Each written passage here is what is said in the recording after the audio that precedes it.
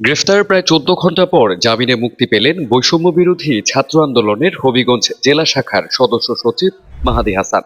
রবিবার সকাল ১০টায় শুনানি শেষে হবিগঞ্জের সিনিয়র জুডিশিয়াল ম্যাজিস্ট্রেট পিত আব্দুল মান্নানের আদালত জামিন মঞ্জুর করেন।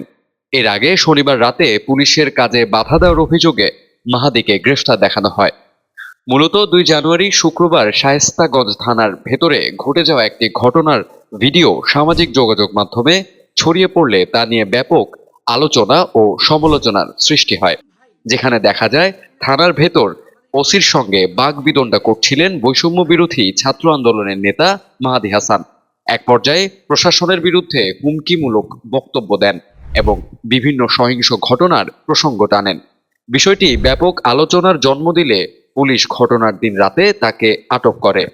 এর প্রতিবাদে রাতেই হবিগঞ্জ থানা ঘেরাও এবং রাজধানীর শাহবাগ মোড় অবরোধ করে সংগঠনটির নেতাকর্মীরা। এর পরপরই উত্তপ্ত হয়ে ওঠে পরিস্থিতি। এ সময় সংগঠনটির কেন্দ্রীয় সভাপতি রিফাত রশিদ মাহাদী হাসানের নিঃশর্ত মুক্তি, হবিগঞ্জ থানার ওসির প্রত্যাহার করা সহ ২ দফা দাবি জানান।